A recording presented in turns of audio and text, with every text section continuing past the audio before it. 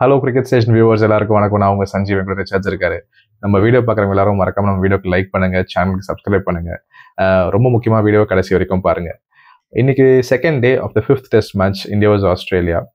நிறைய சுவாரஸ்யமான சம்பவங்கள்லாம் நடந்தது. ஃபர்ஸ்ட் பார்த்தீங்கன்னா பும்ரா ஒரு இன்ஜுரி ஸ்கேர்னால ஹாஸ்பிட்டலில் ஸ்கேன் எடுக்க போயிருக்காரு.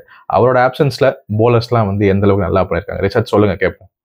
என்னை பொறுத்த வரைக்கும் ரொம்ப நல்லா பண்ணியிருக்காங்க. ஒரு சின்ன உதாரணம் சொல்லணும்னா பிரசித் கிருஷ்ணாவை சொல்லலாம். பூம்ரா இருக்கிறப்ப பார்த்தீங்கன்னா அவர் ஒரு ஃபர்ஸ்ட் ஸ்பெல் போட்டார். அதில் ஒரு 5 ஓவர் எக்கானமி பார்த்தீங்கன்னா ஓவருக்கு 4க்கு மேலே இருந்துச்சு. ஆனால் அதுக்கு அடுத்து பூம்ரா போன வாட்டி இவங்க எல்லாம் ஒரு வேற மாதிரி பம்பப் ஆயிட்டாங்க. சிராஜ் அண்டு பிரசித் கிருஷ்ணா, நிதிஷ்குமார் வரைக்குமே. எப்படின்னா இந்த மேட்சை நம்ம விட்டுறவே கூடாது, இத்தனை நாள் நம்ம கூட இருந்து எல்லாம் பண்ண நம்ம சீனியர் பவுலர் இல்லை அப்படின்னு சொல்லிட்டு என்ன பண்ணாங்கன்னா ரொம்ப நல்லா பண்ணாங்க. அதுக்கு பூம்ரா வெளியே போனதுக்கு பின்னாடி பிரசித் கிருஷ்ணா ஒரு 2 ஸ்பெல் போட்டாரு. அதுல எக்கானமி 2க்கு வந்துருச்சு. நெக்ஸ்ட் அதுல 3 விக்கெட் எடுத்திருந்தாரு. நெக்ஸ்ட் விராட் கோலி பூம்ரா போனதுக்கு பின்னாடி கேப்டன்சி எடுத்திருந்தாரு.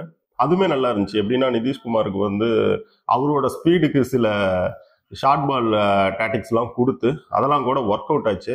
ஒட்டுமொத்தமா பாத்தீங்கன்னா பூம்ரா வெளியே போன பின்னாடி இந்தியன் பவுலிங் யூனிட் இந்தியன் ஃபேன்ஸை சந்தோஷப்படுற மாதிரி வேலை செஞ்சிருக்காங்க. செஞ்சு இதுல இன்னொரு முக்கியமான அப்டேட்டும் சொல்லிடுறேன்.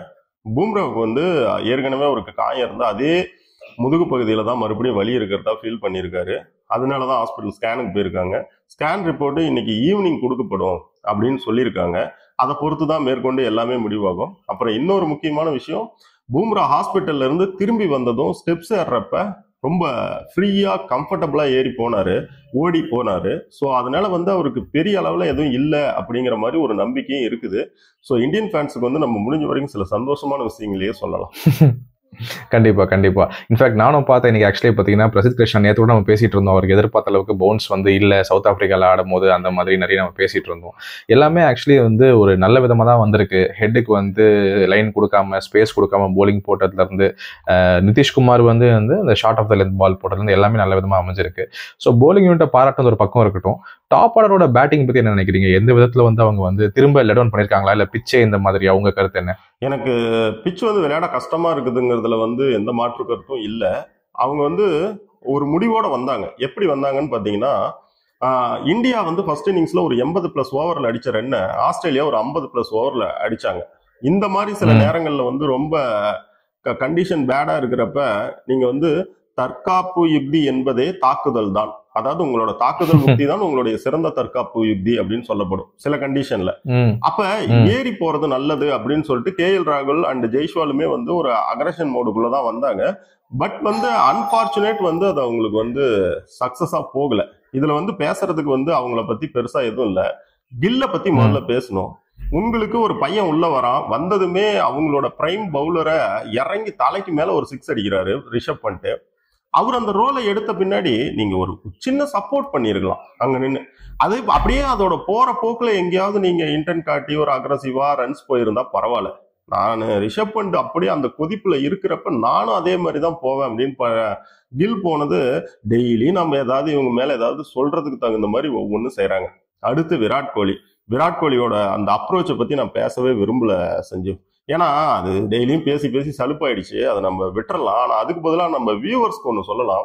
கிரிக்கெட்ல பேட்ஸ்மேனுக்கு ட்ரிகர் பாயிண்ட்னு ஒன்று இருக்கு. அந்த ட்ரிகர் பாயிண்ட்ல பாத்தீங்கன்னா back and across, front and across, normal அல்லது பேட்டை சும்மா டேப் பண்ற ட்ரிகர் பாயிண்ட்னு சொல்லி ட்ரிகர் பாயிண்ட் நிறைய இருக்குது. அந்த ட்ரிகர் பாயிண்ட் அப்படின்னா என்ன, அது எதுக்கு யூஸ் ஆகுது, ஃபர்ஸ்ட் ட்ரிகர் பாயிண்ட் எப்போ ஆரம்பிக்கணும், டோட்டலா ட்ரிகர் பாயிண்ட் எப்போ முடியணும் அப்படின்னு சொல்லிட்டு நிறைய விஷயங்கள் டெக்னிக்கலா இருக்கு. ஒரு நாள் நம்ம இது ஒரு தனி வீடியோவா போட்டு நம்ம வியூவர்ஸ் சொல்லலாம் செஞ்சு.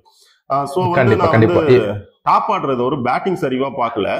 நெக்ஸ்ட் இது அப்படி வந்தாங்க, ஒரு தெளிவான திட்டத்துல வந்தாங்க, அதை அவங்க சரியா செய்யல. இதுல எனக்கு விராட் கோலி மேலையும் கில் மேல மட்டும்தான் விமர்சனம் இருக்கோ தவிர ஜெய்ஸ்வால் அண்ட் KL ராகுல் மேல எனக்கு எந்த விமர்சனமும் கிடையாது. ஓகே புரியுது. இன்ஃபேக்ட் அந்த 16 ரன் ஃபர்ஸ்ட் ஓவர்ல ஸ்டார் கிடைச்சது எல்லாமே ஒரு அற்புதமான ஸ்டார்ட்டா தான் நானும் பாக்குறேன். இப்போ டாப் ஆர்டரை விட்டுருவோம். இன்னைக்கு கேம் சேஞ்சர்னு பாத்தீங்கன்னா என்னதான் பிரசித் கிருஷ்ணா, இந்தியாவுக்கு சொல்றேன், பிரசித் கிருஷ்ணாவா இருக்கட்டும், ஆஸ்திரேலியாவுக்கு போ வெப்ஸ்டரா இருக்கட்டும், எல்லாருமே அவங்கவுங்க தரப்புல நல்லா விளையாடி இருந்தாலும் நான் இன்னைக்கு டேவோட கேம் சேஞ்சரா பாக்குறது ரிஷப் பண்ட் தான். அவரோட இன்னிங்ஸ் பத்தி சொல்லுங்க.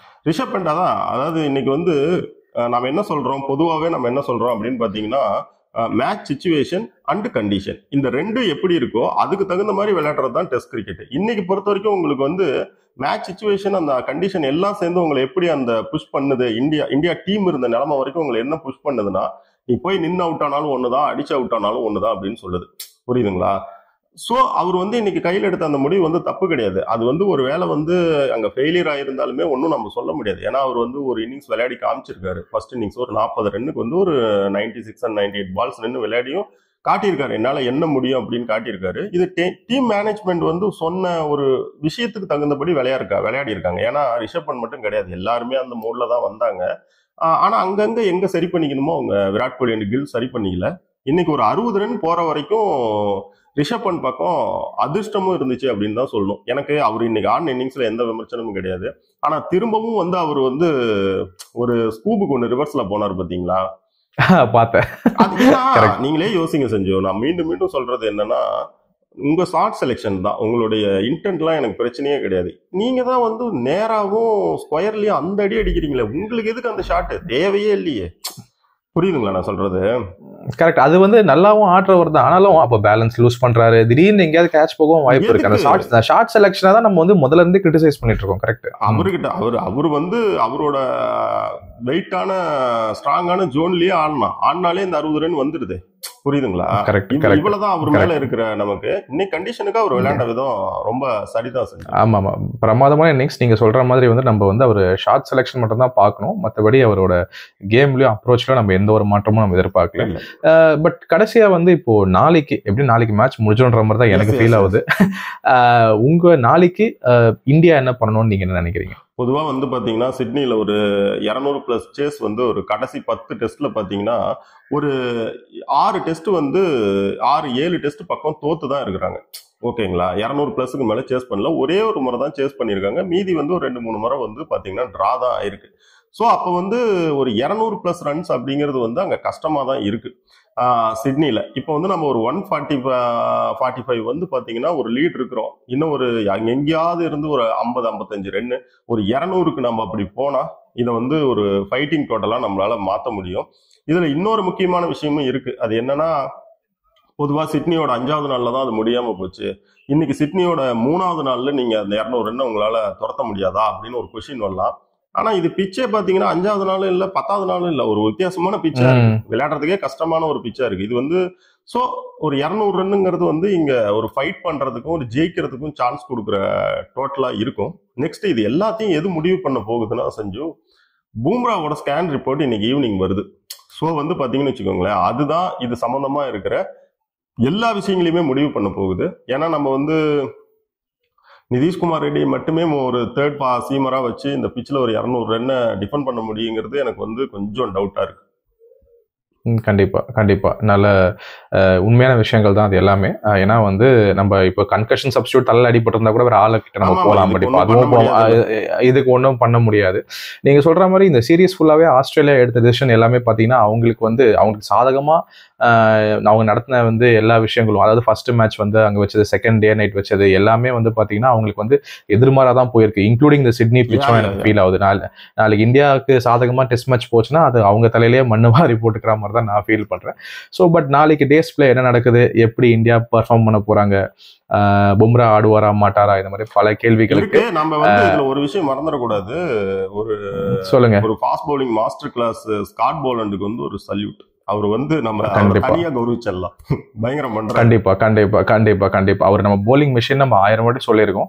ஆனா அவர் வந்து இவ்வளோ ஸ்பெசிஃபிக்கா வந்து அவரோட லைன்ல ஸ்டிக் பண்ணி அவரோட ஸ்ட்ரென்த்ஸுக்கு ஸ்டிக் பண்ணி சிம்பிளான போலிங், ஆனா அவ்வளோ எஃபெக்டிவான போலிங். அவரை பத்தி சொல்லுங்க கேட்போம். இல்ல அதான் நான் என்ன சொல்றேன்னா, அது அவர் அட்வான்ஸ்டு பவுலிங் மிஷின். அந்த அவர்கிட்ட இருக்கிற அந்த கண்ட்ரோல், இந்த பிச்சில் கிடைக்கிற சீமை வந்து அவர் யூஸ் பண்ணிக்கிறது, ஒரு பந்த ஒரு பேட்ஸ்மேனை வந்து ஒரு 3 விதத்துல அவர் செட்டப் பண்றதுன்னு ரொம்ப பொறுமையாவும் இருக்கிறாரு. சேம் டைம் வந்து பிரில்லியண்டாவும் இருக்காரு. அவர் கண்ட்ரோல் ரொம்ப செம்மையா இருக்கு.